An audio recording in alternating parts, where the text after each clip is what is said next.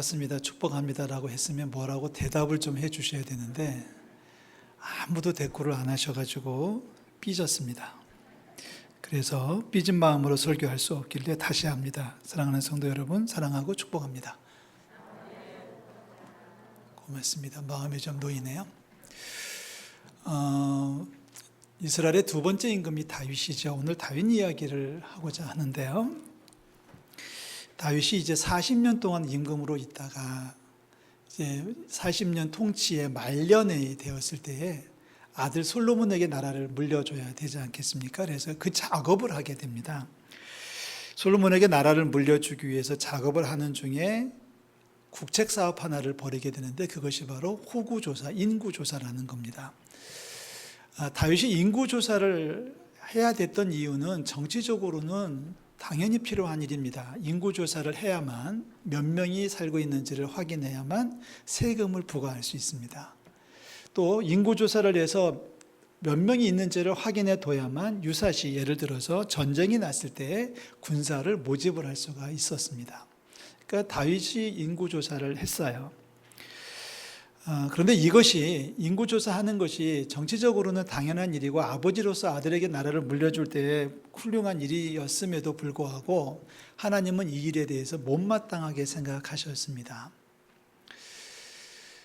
9년하고도 20일이 걸렸습니다. 9개월 20일이 걸렸습니다. 죄송합니다. 9개월, 한 10달 동안 온 나라를 다니면서 지휘관들이 이제 인구조사를 한 결과 이스라엘의 북쪽에 있는 사람이 그 중에서 칼을 뽑는 사람이 80만 명이었다. 그러니까 20세에서 한 50세까지가 80만 명, 그리고 남쪽에 있는 사람들이 20세에서 50세까지가 약 한 50만 명이었다. 합치면 이스라엘 인구가 전쟁에 나갈 수 있는 사람들의 숫자가 130만이었다는 계산을 하게 됩니다.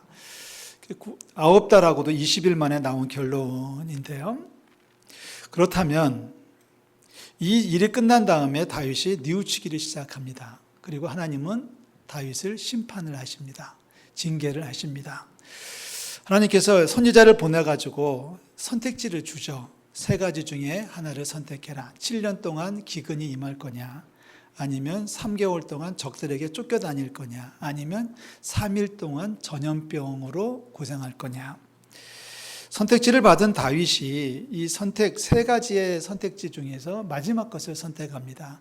사람에게 쫓기지 않는 게 더 좋아 보이고, 다른 거는 7년 아니면 3개월보다야 3일만 참고 넘어가면 되겠거니 해가지고 다윗은 3번째 거를 선택을 해서 드디어 이스라엘 전역에 전염병이 돌기를 시작합니다. 3일 정도가 되었을 때에 이스라엘 전체에서 7만 명이라는 숫자가 죽었다고 하는 보고가 접수되죠. 자, 아까 우리가 이스라엘 인구를 가늠을 해봤습니다만은 칼을 빼는 사람들이 130만이었다 그러면 그냥 여자들 포함하고 어른들, 아기들까지 포함하면 그때 당시의 인구가 약 300만 정도로 추산할 수 있습니다.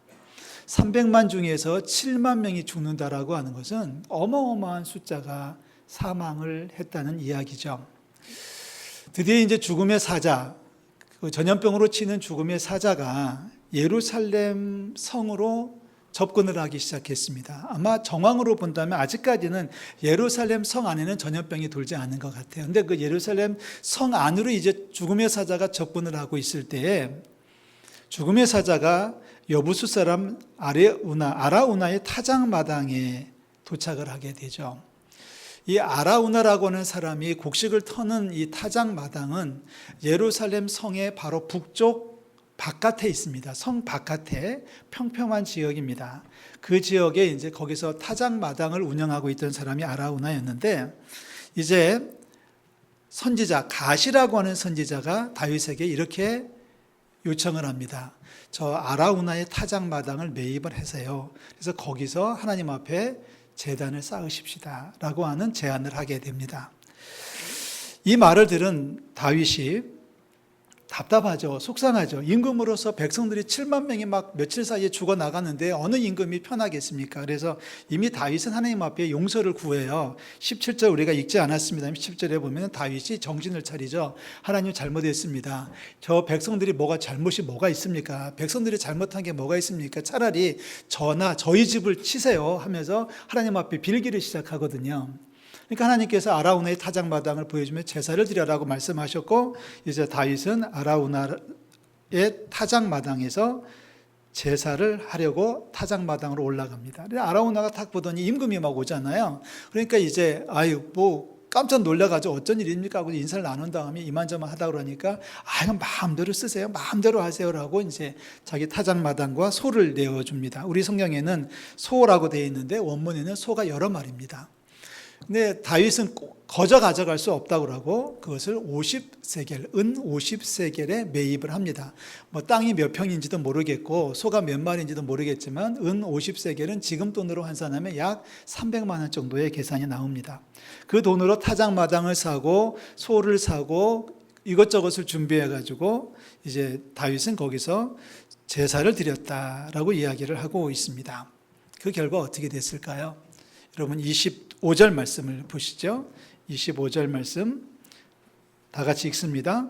그곳에서 여호와를 위하여 제단을 쌓고 번제와 화목제를 드렸더니 이에 여호와께서 그 땅을 위한 기도를 들으시매 이스라엘에게 내리는 재앙이 그쳤더라.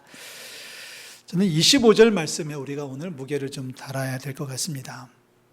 자, 우리 아라우나의 타작마당 이야기는 하나의 줄거리가 있지 않습니까? 다윗의 범죄, 하나님의 심판, 하나님의 진노, 징계, 다윗의 회개, 그리고 제사, 재앙의 끝, 재앙의 마침이라고 하는 단계로 이루어져 가고 있습니다. 다윗의 판단착오, 잘못된 생각, 하나님의 뜻에 역행하는 행동들, 그로 인해서 하나님께서 진노하셨고 이 하나님의 진노는 자기 생각대로 살아가고 있는 인생에 대한 진노이셨습니다. 그래서 3일 동안에 전염병이 돌게 됐고 7만 명이라는 숫자가 죽음을 당합니다. 다윗은 뉘우쳤고 용서를 구하고요. 그리고 다윗은 하나님께 제사 드리고 재앙이 끝났다는 겁니다. 이 5가지의 단계로 이루어져 있습니다. 이 아라우나 타작마당 이야기를 우리가 나누고자 했던 이유는 바로 오늘 우리들의 모습하고 너무나 흡사하기 때문에 그렇습니다. 우리도 이미 하나님 앞에 죄를 범했습니다. 제가 우리라고 표현했습니다. 우리라고 할 때는 나라의 지도자들일 수도 있고 교회의 지도자들이 죄를 범한 것일 수도 있고 우리도 내가 죄를 범한 것일 수도 있고 내 옆에 사람이 죄를 범한 것일 수도 있습니다. 누구의 잘못을 떠나서 우리 모두의 잘못이라고 생각해 봅니다. 의사들은 또 과학자들은 이 원인을 찾기에 동분서주하고 있습니다만은 신앙적으로 본다면 하나님 앞에서 하나님 뜻대로 살지 못했던 우리의 잘못이었다라고 하는데 동의하지 않을 수가 없습니다. 하나님 말씀에 불순종했고 악을 행하였을 수도 있고요. 때로는 나태함이 있었을 수도 있고 불평과 불만 혹은 미움과 시기하는 마음이 있었고 소위 말해서 예수님보다 세상을 더 사랑했던 것들이 있었습니다. 하나님 앞에 예배하는 것을 등한히 했고 주의를 성수하는 일에 최선을 다하지 못했던 것들, 개인적인 생각으로 세상을 살아왔던 이 모든 것들이 하나로 뭉쳐져서 여기까지 온 것이 아닌가. 세계적으로 지금 수십만 명이 죽었습니다. 앞으로 얼마나 더 죽어야 될는지 모른다라고 하는 이야기를 하고 있고 지금 미국을 포함해서 온 세계가 코로나19 바이러스 때문에 고통을 당하고 있습니다. 감염이 됐냐 되지 않았냐를 떠나가지고 너무나 불편하고 그리고 너무 두렵습니다. 경제적으로 너무 어려워졌습니다. 이게 우리의 현실입니다. 좋습니다. 지난 날들은 그렇다 치더라도 그럼 지금 당장 우리가 할 일은 무엇이겠느냐라고 하는 것을 우리가 점검해 봐야 됩니다. 자, 하나님의 말씀대로 살지 못했던 우리의 연약함과 부족함이 있었다면 그로 인해서 이 땅에 어려움이 닥쳤다면 지금 우리는 당장 뭐 해야 될 것이냐. 다시 아라우나의 타작마당으로 갑니다. 죽음의 사자가 예루살렘 성벽 북쪽까지 왔습니다. 이제 죽음의 사자가 전염병을 끌고서 예루살렘 성 안으로 들어가면 어마어마한 피해를 당할 수밖에 없는 절박한 상황입니다. 지금 우리의 상황이 바로 이런 상황이 아닌가 하는 생각을 해봅니다.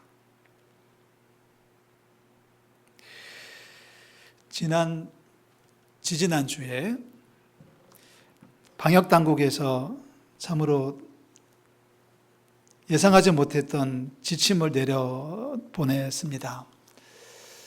지난주에는 엉겁결하게 그냥 넘어왔는데 여러분 아시는 대로 지난 10일부터 교회에서 하는 모든 소모임, 식사, 수련회를 금지하는 명령을 내렸습니다.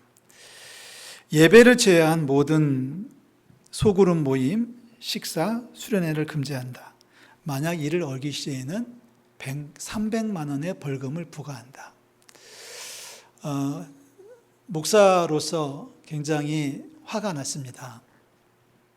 제가 목사로서 가능하면 정치 이야기를 하지 않는데 강단에서 또 나란 일이 되어지는 곳에도 이렇게 저렇게 제가 발언하는 경우는 거의 없었는데 이 말을 곰곰이 되씹으면서 굉장히 화가 나서 오늘 잠깐 얘기를 좀 하고 싶습니다. 이해를 해 주셨으면 좋겠습니다. 근본적인 제 마음은 나라의 정책에 제가 따라갑니다. 그런데 이 정책은 사실 많은 모순을 지금 이야기를 하고 있습니다. 이런 겁니다. 교회의 모든 소모임을 금지한다. 그렇다면 만약에 어느 기관에서 어느 구역에서 근처에 있는 카페에 가서 소모임을 가지면 벌금을 부과합니까? 안 합니까? 던져보고 싶은 질문입니다. 나라에게. 우리 구역에서 여러분이 속해 있는 기관에서 오늘은 옆에 있는 예컨대 스타벅스에 가서 차 마시면서 소모임 하겠습니다. 회의하겠습니다. 그러면은 300만 원 벌금이 부과되느냐 안 되느냐 묻고 싶은 거예요. 만약에 부과한다면 그 옆에 와 있는 다른 사람들의 테이블에도 부과할 거냐 안 할 거냐. 그들은 교인들이 아니니까. 묻고 싶습니다.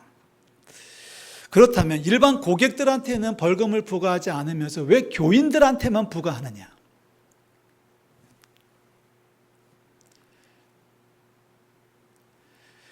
혹시라도 코로나19 바이러스가 교인들만 따라다니면서 공격하고 있는 것이냐라고 묻고 싶습니다. 이런 얘기들은 얼마든지 할 수 있지만 길게 가고 싶지는 않습니다. 식사도 마찬가지죠. 교회에서 식사를 금지하라고 했습니다. 식사하면 벌금 낸다고 했습니다. 그러면서 구청이나 시청은 왜 직원 식당을 운영하는 겁니까?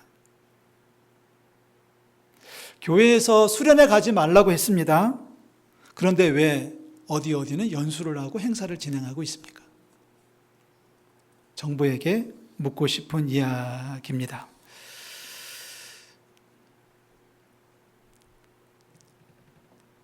참아야죠. 참습니다. 참겠습니다. 맞습니다. 참아야 되고 당국의 지침을 따라가야 되겠습니다. 우리는 이미 당국에서 발표하기 전에 금년도 여름수련회 하지 않고 이렇게 진행하겠다라고 하는 방침을 세워서 진행하고 있었습니다. 식당 아직 운영할 생각이 없습니다. 이유가 뭔지 아십니까? 우리의 교회의 본질은, 우리 그리스도인들의 본질은 밥 먹는 게 아니고 커피 마시며 친교하는 게 아니라 바로 예배이기 때문에 그렇습니다. 예배가 회복되어야 되기 때문에 소모임 양보할 수 있습니다. 다른 거 다 양보할 수 있습니다. 이것이 바로 아라우나의 타작마당이 우리에게 전해주는 메시지입니다. 다윗이 제사했더니 하나님의 재앙을 멈추셨다. 많은 분들이 그런 얘기를 하죠. 세상이 좋아지면 예배에 나오겠다고 얘기합니다. 참 믿음 없는 소치입니다. 우리가 예배가 회복이 되면 오늘 사무엘하 24장 아라우나의 타작마당이 전해주는 메시지는 그거 아닙니까? 예배가 제사가 드려지니까 하나님의 재앙을 그치신 거예요. 재앙이 그쳐서 다윗이 감사제를 드린 게 아니라 재앙이 계속되고 있을 때 하나님 앞에 예배했고 제사했더니 하나님이 그 제사를 받으시고 그 예배를 받으시고 재앙을 멈추셨다는 얘기입니다. 이 공식이 하나님 나라의 법이에요. 따라서 우리가 예배가 회복이 되고 우리 예배가 온전히 하나님 앞에 드려지면 하나님의 재앙을 멈추실 줄로 믿습니다. 저는 그렇게 분명히 믿습니다. 이 병이 끝나면 교회에 오겠다가 아니라 우리가 하나님 앞에 나와서 진실된 마음으로 온전한 마음으로 예배를 하면 하나님이 모든 것을 선하게 해결해 주실 줄로 믿습니다. 지난주에 서울신학대학의 예배학 교수를 만났습니다. 서울신학대학의 부총장이신데 잠깐 이야기를 하면서 이런 질문을 던졌습니다. 여러분, 제가 던진 질문이 얼마나 재밌는지요? 그리고 실제적인지요? 예배학을 담당하는 교수, 우리나라에서 예배학에 손꼽는 권위자니까 제가 그렇게 물었습니다. 교수님, 온라인으로 예배한 성도는 예배에 참석한 거로 쳐야 되나요? 예배에 결석한 거로 쳐야 되나요?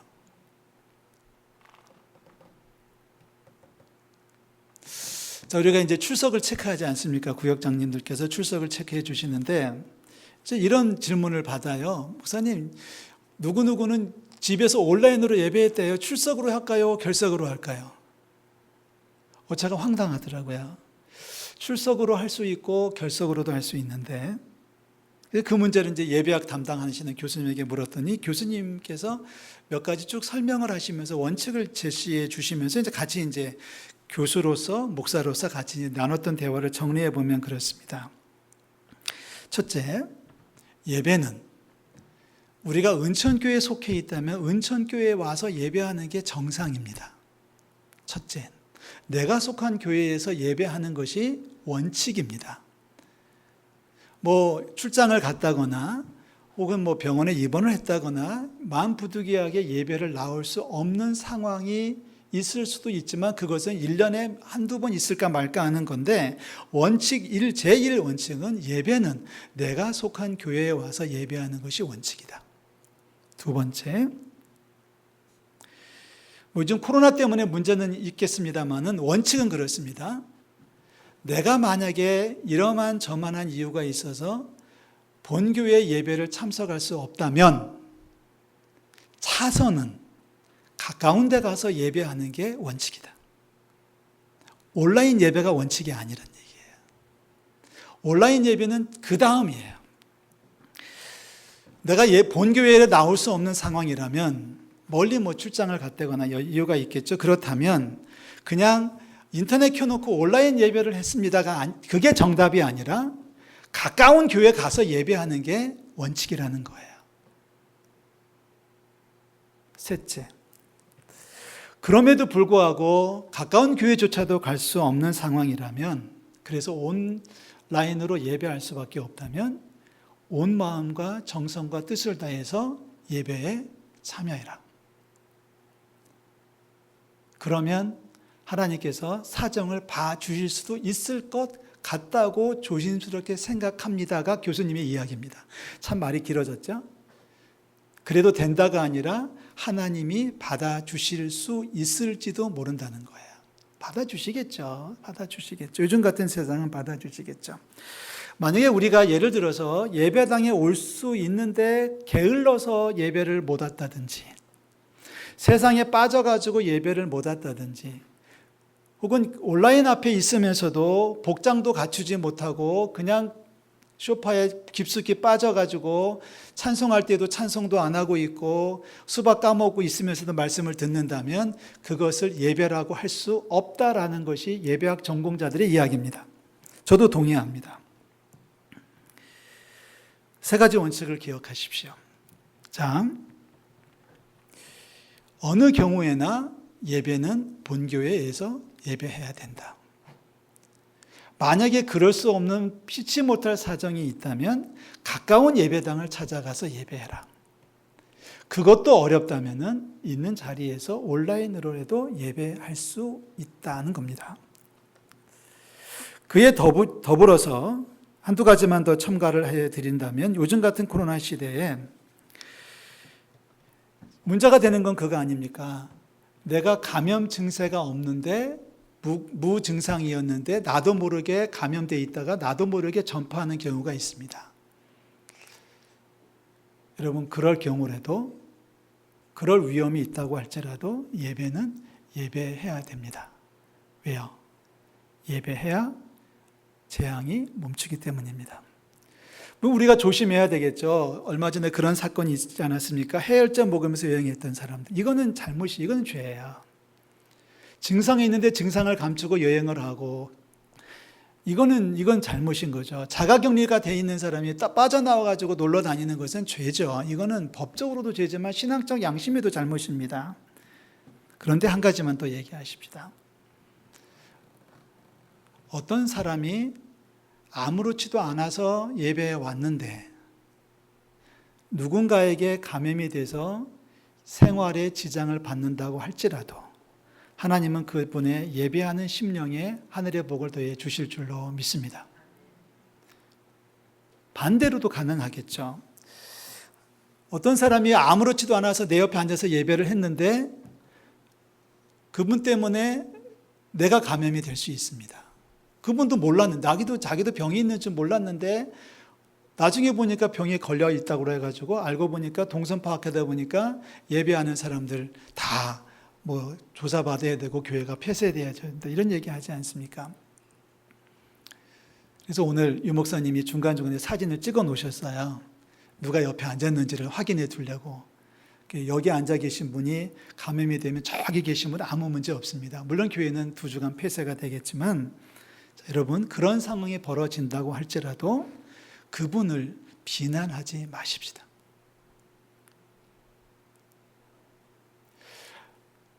억울하게 내가 어떻게 해서 교회 왔다가 병에 감염됐다고 할지라도 억울해하지 말자고요. 하나님이 갚아주실 줄로 믿습니다. 그 어려움을 이겨내고 예배하는 그 심령을 주님께서 더 많은 것으로 채워주실 줄로 믿습니다. 내 옆에 사람 때문에 내가 고생을 한다고 치더라도 그 옆에 사람을 비난하지 말자고요. 그분의 심령이 하나님 앞에 큰 복을 더해 주시고 그 결과까지도 주님께서 책임져 주실 줄로 믿습니다. 그런데 사랑하는 성도 여러분, 한 가지가 더 있습니다. 그렇다면 현장에 와서 예배하면은 그것으로 100점이냐? 아니라는 겁니다. 오지 못한 사람보다야 온 사람이 훨씬 더 믿음 안에서 훌륭하다고 할 수 있지만 이것이 끝이 아니에요. 그러니까 다시 말해서 현장에 와서 예배하고 있다고 해서 이 예배가 하나님께서 받으시기에 온전한 예배라고 하는 건 또 다른 문제라는 거예요. 이해가 되십니까? 여기에 앉아 계실지라도 온 마음과 정성을 다해 예배해야 한다는 말입니다.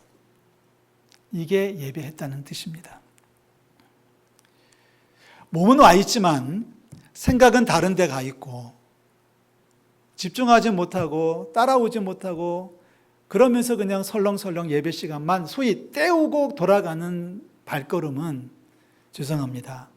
하나님께서 받으시기에 합당한 예배라고 하는 데는 조금씩 거리가 멀어진다는 얘기죠. 사랑하는 성도 여러분, 예배가 해답입니다.